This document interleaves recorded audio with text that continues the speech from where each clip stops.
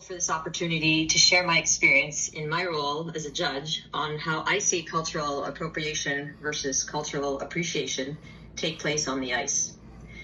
The example I'd like to share is a personal one as it relates to my identity as a Jewish person and skating programs that use the music from the movie Schindler's List with costuming and choreography depicting the Holocaust. It's happened to me several times over my 2+ decades judging, and each and every time, it did not land well with me. It made me cringe, it was uncomfortable, and insulting. There's 2 specific examples I'd like to share today, one as it relates to costume, and the other as it relates to choreography. The costume example was from an event a long time ago. It was a dance team, and the woman was wearing a dress made using a striped pattern and colors identical to the uniform Jews were forced to wear while imprisoned in concentration camps during the Holocaust. There was a big yellow star on her shoulder too, which was the symbol Nazis forced Jews to wear to appropriate for athletic competition, not garish or theatrical in design. It may, however, reflect the character of the music chosen. Costumes in violation of these requirements are subject to a penalty. And that's what I did. I applied the costume violation deduction in this particular example. I didn't hesitate for a moment. It was instinctive. There are many other very offensive Holocaust costume examples that we can talk about. Most notably, one to call out was Anton Chulepov's 2019 costume. It depicts him as half Nazi guard and half concentration camp prisoner, also complete with a yellow star. New experiences. This is one of the allures of figure skating and our sport. For those coaches on the call, you will know that the NCCP pathway is very technical in nature. You're given a lot of information on how to coach technical elements. For officials on the call, you're given a lot of information. That moves more, that moves into the appropriation, right? It leads to a way that someone is there for you to take from them, but without any kind of serious engagement. And in some ways, the easiest way to think about this is, are you building a relationship? And it doesn't necessarily mean relationship with one person, but are you building a relationship where you're coming in intending not just to add something to who you are, but actually to also lead into a kind of better understanding of your own sense, your own cultures. Are you actually doing that building? Or is it simply, I'm going to add in this, here's my box is going to stay pretty stereotyped. There may be one set of movements, one kind of piece of clothing, one phrase in a music that you think stands in for and represents an entire people. And that you think it's your own benefit. You're like, this will be great. It's going to allow me to play this, or I'm going to be able to do that. Or, in the skating world, the judges love when everyone does X, so I'm just going to do it. We've all heard that, so I'm going to throw it out there. We're going to hear later about, particularly from Patty, what maybe officials do and do not like, based on, even though we assume we know. And so able to bring in and enter into a collaboration or working process with them, it enhances the whole creative process. All of a sudden you are making that effort and you are taking the time to engage with what you are putting out there.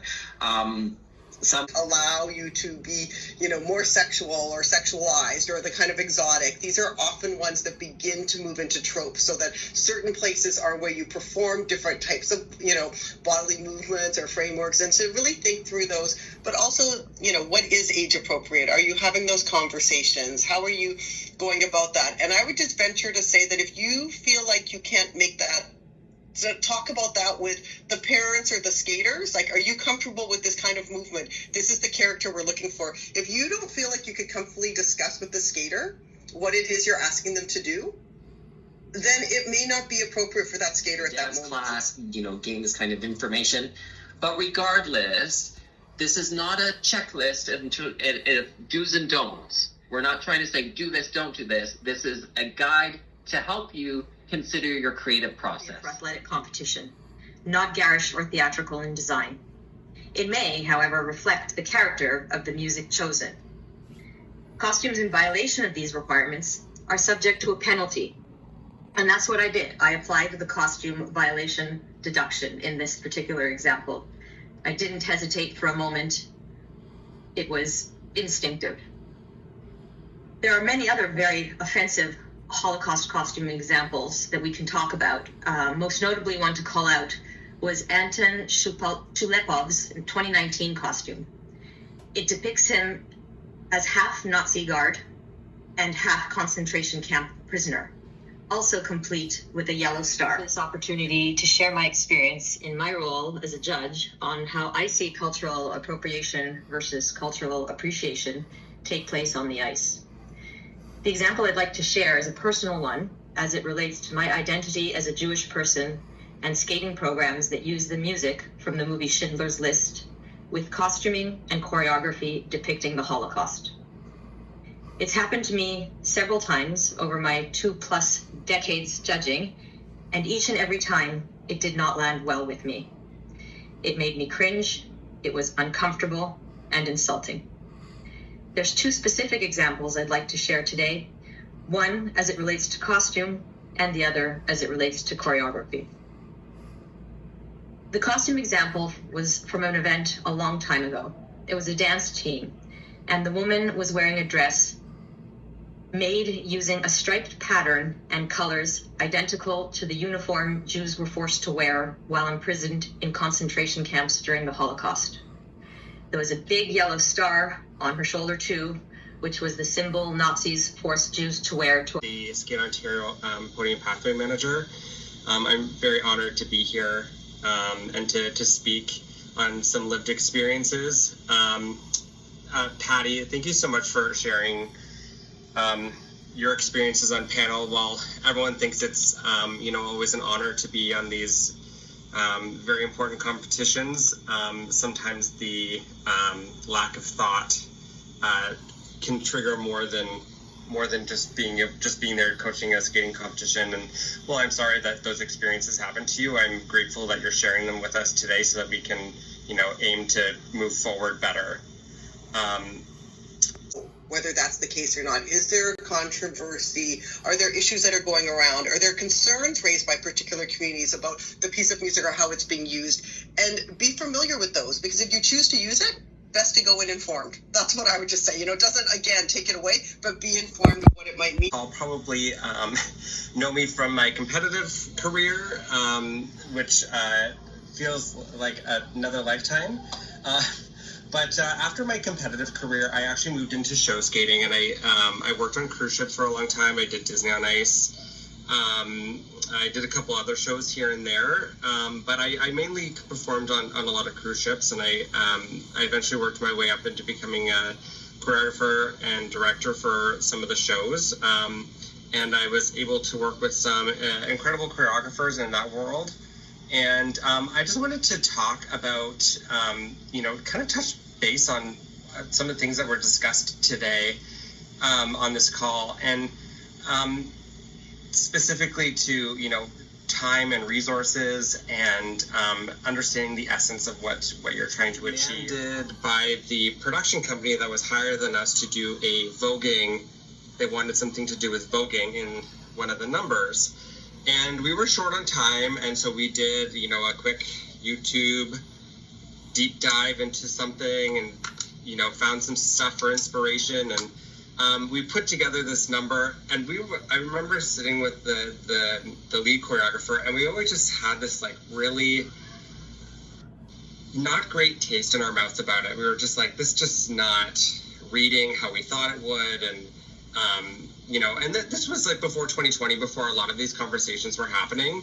And, we actually, once the show was done, him and I sat down and we watched the documentary Paris is Burning.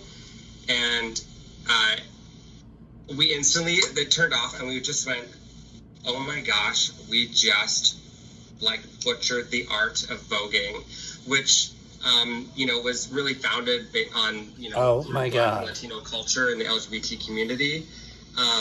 And we realized in that moment, we have completely butchered this dance, and we have, in a way, it kind of insulted the community by not doing our research and not putting our foot down at the time, going, we don't have the time to do this respectfully. We need to come up with another idea. Where we can Hollywood number with music in Hindi, And we got connected with a Bollywood choreographer who had been working with movies, and they really showed us kind of the movement and the understanding of. And he had a very specific way that he thought I should be skating. And I was always a very flamboyant child. I am a gay man. I'm a very proud gay man.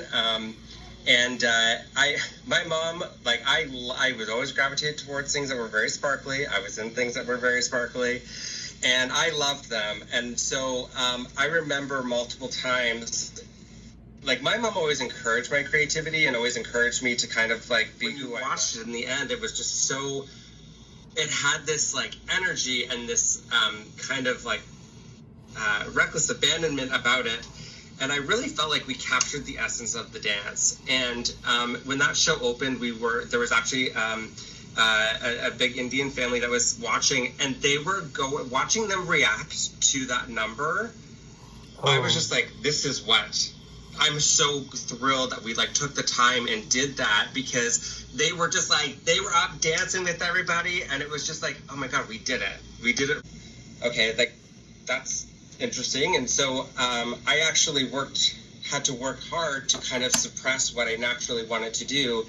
And I found myself, my skating, while I always loved to perform and I loved to entertain, I felt like I looked like a straight person when I skated. And I always found that very interesting. People always found it surprising when they met me that I was gay, if they just were basing it off my skating. And later on in my show career, I did have this opportunity where I had to dress in drag. So I was it was very light drag, and I have used that term very, very loosely. It was not what you see on television, like RuPaul's Drag Race or anything like that. But I had a really hard time trying to skate as a kind of flamboyant person and make it larger than life. And I think a lot of my experience in that time, when I kept getting told to me, stop skating like a faggot, that I, like, couldn't let myself go and get to that place. And I actually had my counterpart. We were two men skating as women. He was, like, living the life, and he thought this was the best thing in the world, and he just, like, really embraced it. And I wasn't able to do that. And I did get to a place where I was able to, like, really have fun with it and go there. And that was really the beauty of show skating. It gave me this kind of newfound love and appreciation. I felt like I became an even better skater and better performer. What is the page supposed to look like when I join a room? You'll just be with, like, 3 or 4 other people, so you'll just see them on the screen. Pat, are you able to assign Michelle to a different room, or just move her, and that might work better if it just kind of resets?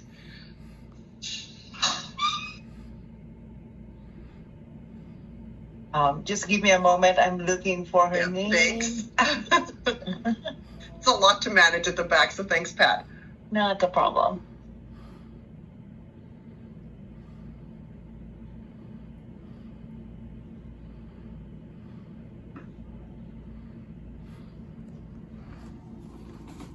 Now you've got me thinking, but how am I actually going to do that? And so we're going to send you off to breakout groups. Most of the groups will be about 4 or 5 people, and we're going to send you for a pretty good chunk of time. So like 25 minutes. Room 1 and Ingrid to room 10. But I do not know. It looks like they're not moving.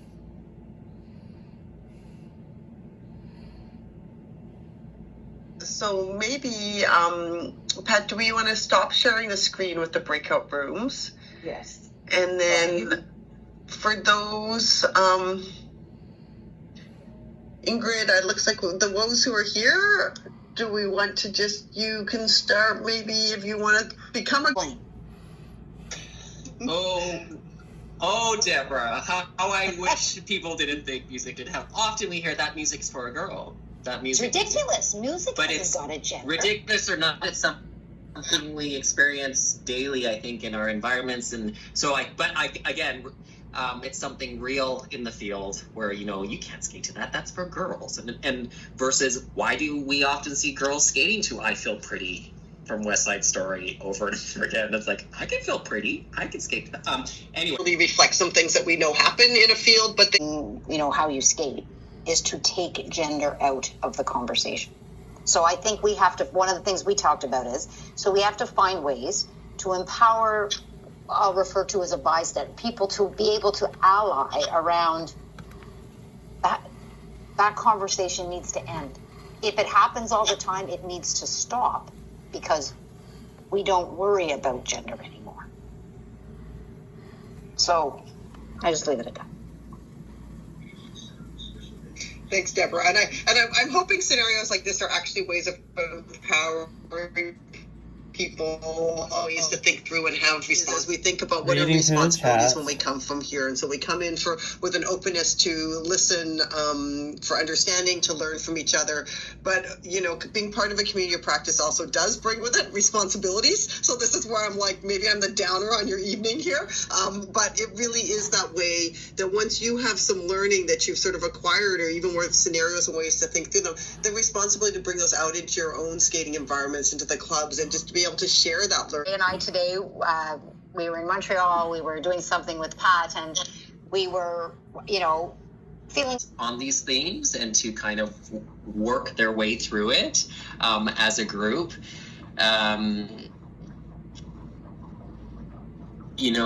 Conversations about leadership and what that local leadership have a springboard to the next conversation. Fresh to be able to hear from all of you. I know in your groups, hopefully you had really good conversation, but not really making it just a little bit harder for everyone to bring that back and share the scenarios. But you have all the scenarios now, so, find some other friends and start talking through them with them.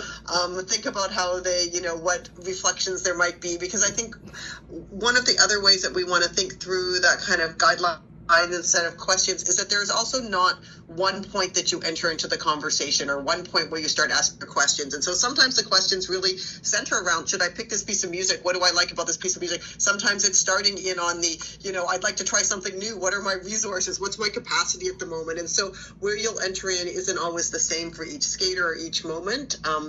So everyone who took the time to join us tonight, we know your time is valuable, and we know your choices, and we appreciate us. So over to you, Shay.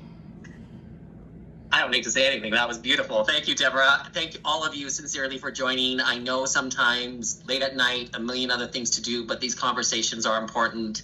They do matter, and it is actually how change happens. And it's not always as quick as maybe some people would like, but if you don't make the effort, you definitely have no chance.